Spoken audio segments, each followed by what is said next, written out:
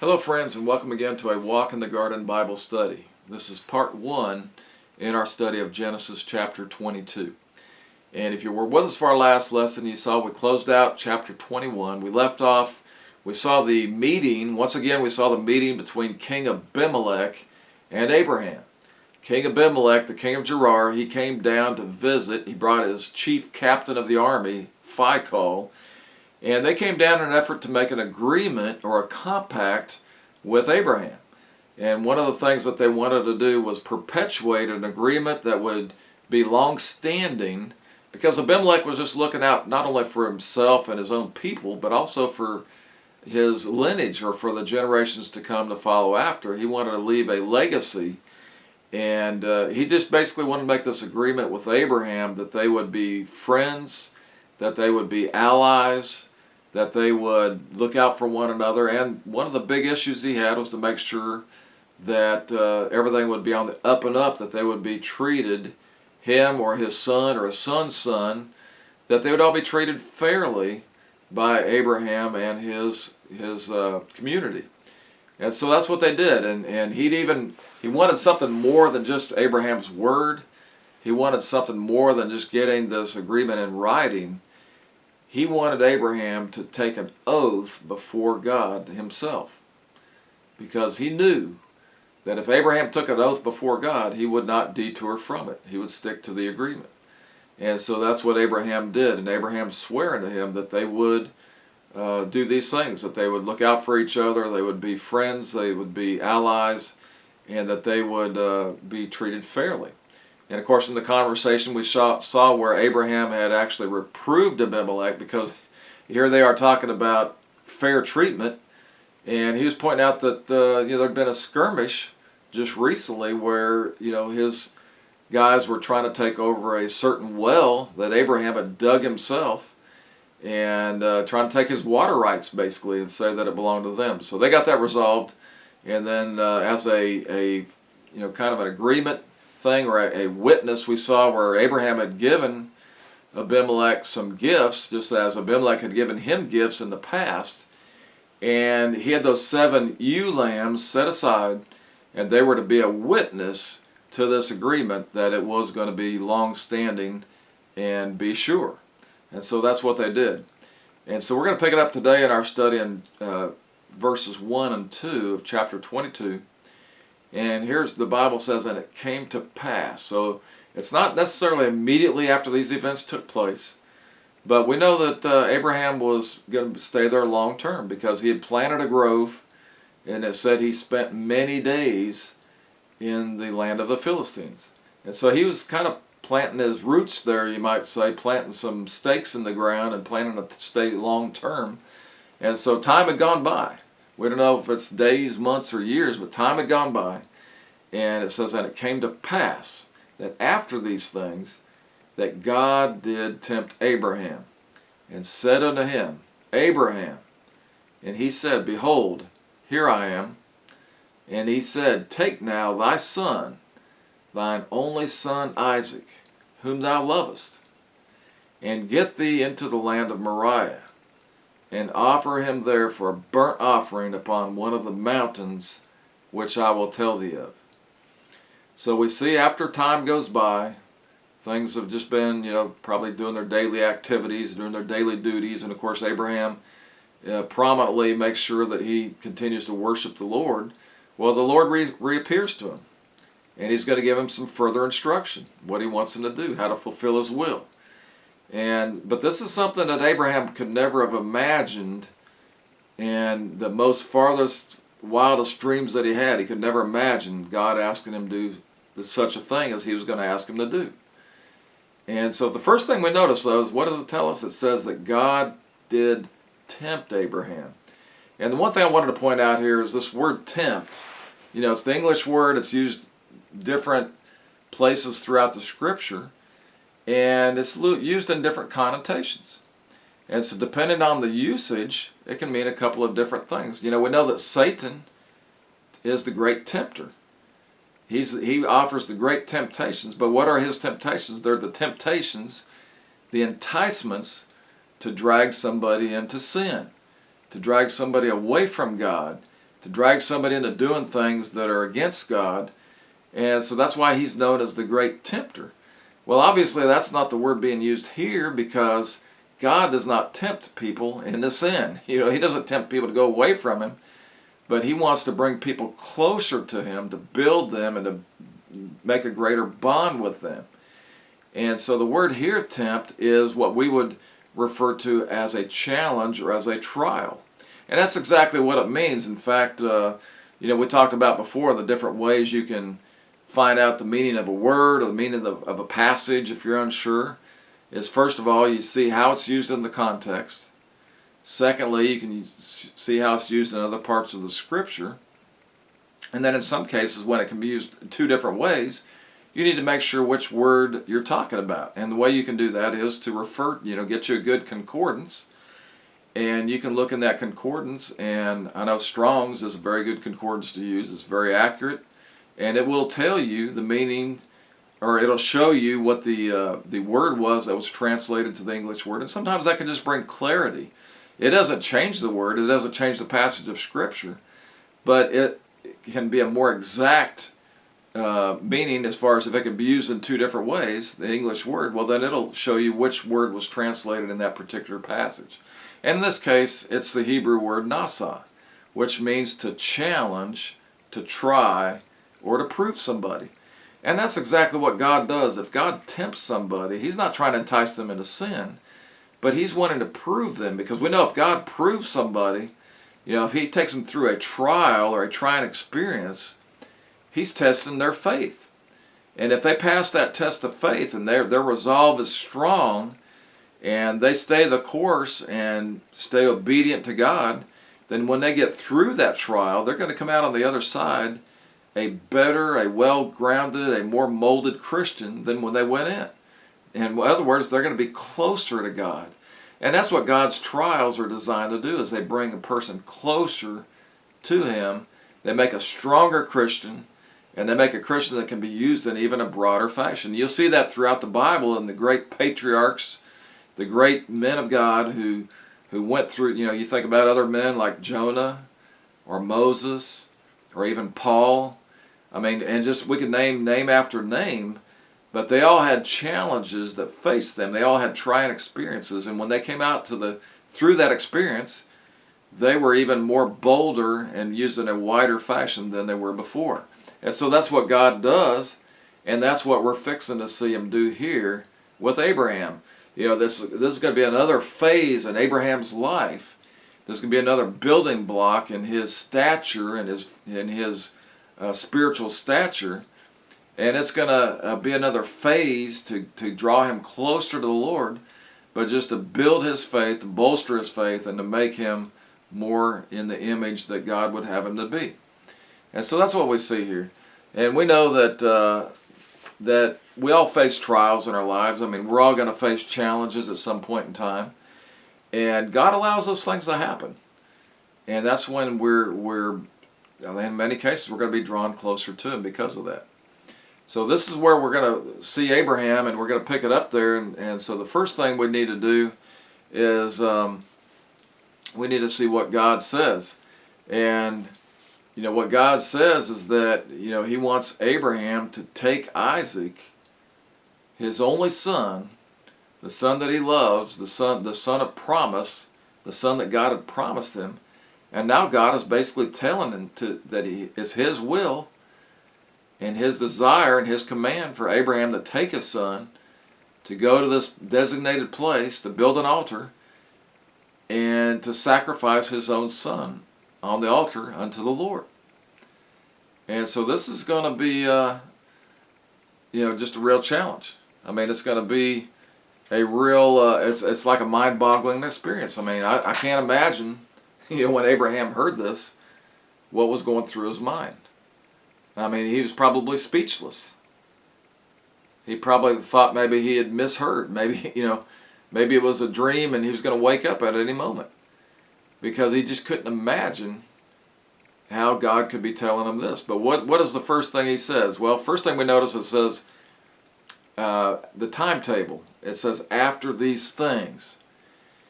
It says after all of the other exercises of faith, after all the other meetings he's had with all these leaders and all these different experiences he's been through, the traveling that they've done, the sojourning at different places, and after all of these other exercises of faith that he's been through, after all the other hardships and difficulties that he'd gone through, and perhaps after he had thought all of the stormy times had passed. Maybe he thought that it was going to be kind of smooth sailing from here on out. But here we see now that God approaches him again. And so God calls him out. And what does Abraham say? Well, as the dutiful servant and as the willing servant, and as his characteristic is that he's always willing to follow the Lord and to listen to the Lord, his response is simple. He says, "Behold, here I am. I'm here, Lord. I'm listening. I'm waiting for the next instruction."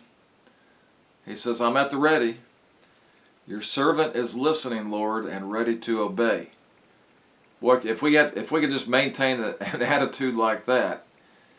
And we hear about people saying, well, if when you go to a missions conference or you got a missionary preacher, you need to have your heart receptive and have it open. If God calls you, be ready to go. Say, "Here am I, Lord, I'm ready."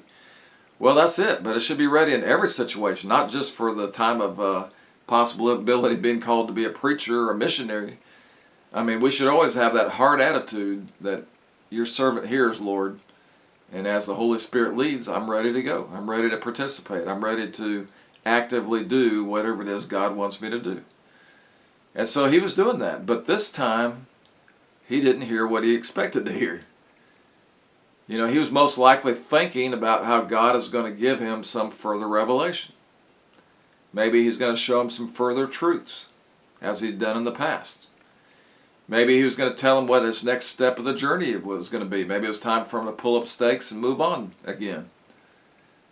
But not this time. And it wasn't just to do a routine sacrifice, which God had asked him to do in the past.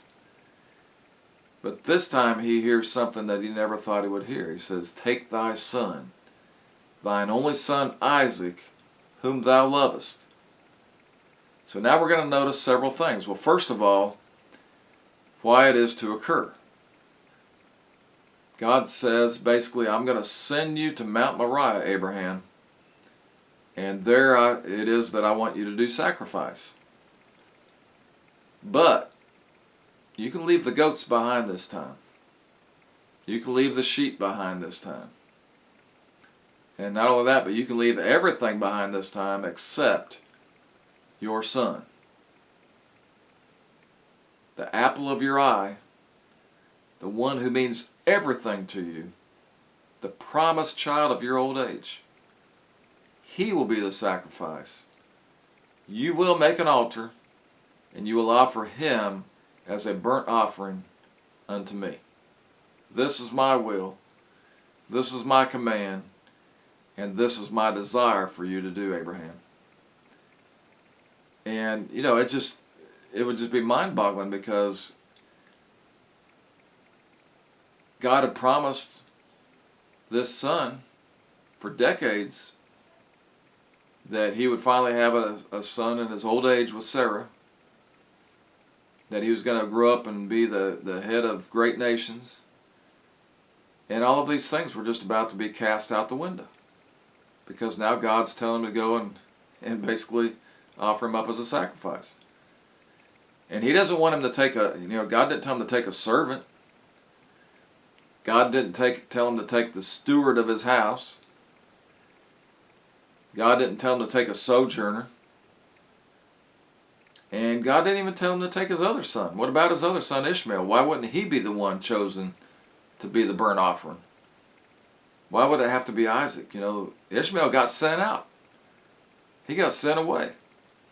And Abraham's probably even thinking, "Oh man, if Ishmael would have stayed here, he could have been the one being used in this manner." But God says, "I know his name means laughter. I know he's the son of your old age.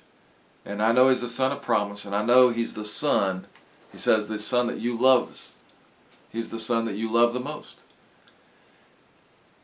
And I know, also, I know you, Abraham, I know you'll be willing to throw it all to the wind in order to be obedient and faithful to me. I know that you will. And what do we see? God's command must overrule all of these considerations. Secondly, where it is to occur. He says in the land of Moriah, 3 days' journey. There will be plenty of time for Abraham to consider the situation. And therefore, if Abraham follows through on the Lord's command, it will be deliberate on his part. It's not just something that's going to happen so quick that he'll regret it later, or he'll say, well, the Lord just told me to do it quickly and I really wasn't thinking about what I was doing. No, it's going to be a deliberate act of obedience and a deliberate act of exercising his faith. Because he's going to have 3 days where he could change his mind. He could back out. He could choose to go the other direction. And so if he follows through, it's going to be his choice, his decision, and his resolve that he will hold the will of the Lord over and above all else. And then thirdly, how it is to occur. He says, offer him for a burnt offering. He must not only offer his son, but he will be required to actually kill him. And even beyond that, to offer him as a burnt offering. So not just to kill him, but to cremate him on top of everything else. It'll be a sacrifice that will be consumed by fire. With all gravity that Abraham was used to offering, the appropriate offering, a proper display and altar, and a proper method through the shedding of blood, and the remains being properly prepared and burnt for a sweet savor and a smoke that rises up as an incense to the nostrils of a holy God. So it's going to be, kind of mirror what Abraham's done in the past with the burnt offerings, but it's always been a sacrificial lamb or a sacrificial animal that was required. So it's of a surety that Abraham didn't understand this. I mean, there's no way he could comprehend what God was asking him to do. He didn't understand this. He didn't understand the why. He wouldn't understand the who. And he certainly wouldn't understand the where. None of this would make sense to him. All he knew is that the Lord required it, and the Lord required it of him. Therefore, he would obey and comply. He did not question. He simply was going to follow through on the command of the Lord. Now that's true faith, my friend. If God was asking you to do something and you felt it was contrary to every inner feeling that you would have, but because of your obedience and loyalty and love for the Lord, you're willing to go through it regardless. And with that, we're going to see in our next passage is going to be verses 3 through 10. And the Bible here says, and Abraham rose up early in the morning and saddled his ass and took 2 of his young men with him, and Isaac his son, and clave the wood for the burnt offering, and rose up and went unto the place of which God had told him. Then on the 3rd day, Abraham lifted up his eyes and saw the place afar off. And Abraham said unto his young men, abide here with the ass, and I and the lad will go yonder and worship, and come again to you. And Abraham took the wood of the burnt offering, and laid it upon Isaac his son. And he took the fire in his hand, and a knife, and they went both of them together. And Isaac spake unto Abraham his father, and said, my father. And he said, here am I, my son. And he said, behold, the fire and the wood, but where is the lamb for the burnt offering? And Abraham said, my son, God will provide himself a lamb for a burnt offering. So they went both of them together. And they came to the place which God had told him of, and Abraham built an altar there, and laid the wood in order, and bound Isaac his son, and laid him on the altar upon the wood. And Abraham stretched forth his hand, and took the knife to slay his son. And so here we observe Abraham's obedience to the Lord's command.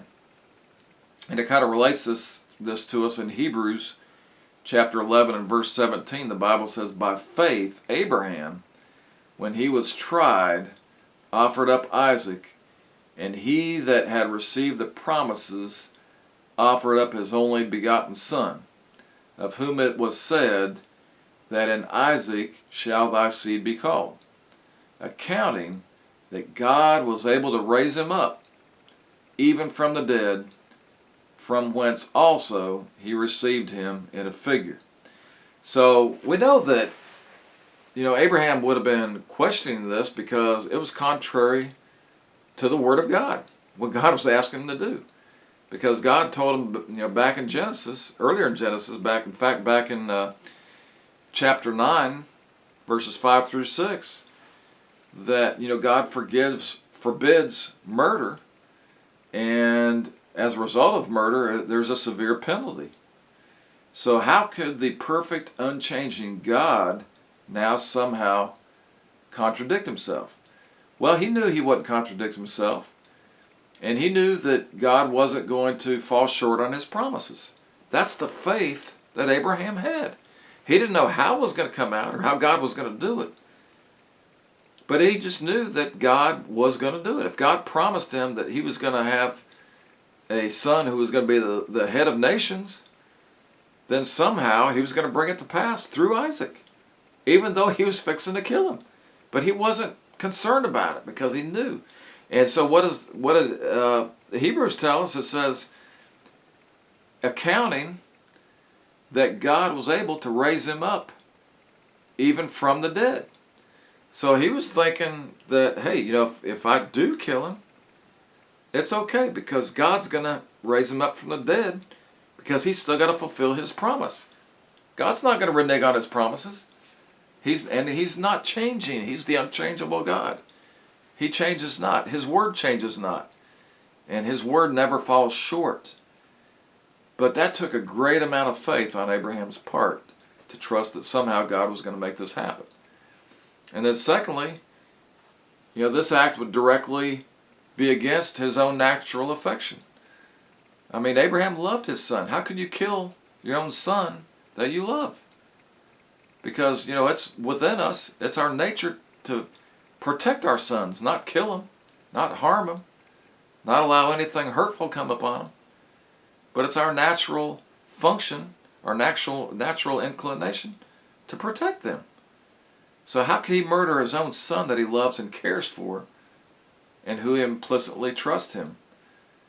Third, God gave no reasoning for it. How about that?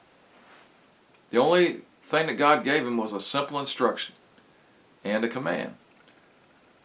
This was contrary to when Ishmael was cast out. Justification was made for it. And also, he gave him reassurances concerning Ishmael, that everything was going to turn out all right, that he was going to have his hand upon him, that he was going to be the head of nations. But here, there was no explanation or reassurance or even a guarantee offered. Fourthly, this act would be directly against the promise that God had been assuring Abraham for years.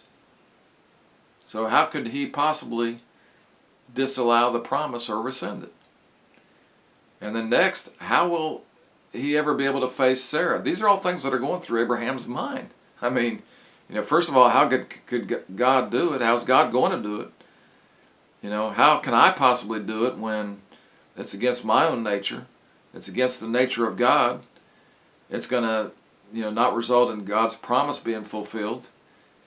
And then if all this happens, how am I going to be able to go back and face Sarah again and tell her what I did? I mean, how could she possibly forgive me for that, for killing her only son? Regardless if I tell her that God told me to do it. And then next, how will this act bring glory to God? What kind of testimony will this be when the other neighbors and tribes and so forth find out of what I've done? These are the things that a heathen nation would do, not a godly nation. How is this testimony going to be won when the pagans learn of this escapade? How will the Egyptians, the Canaanites, the Perizzites, how are they going to view this despicable act?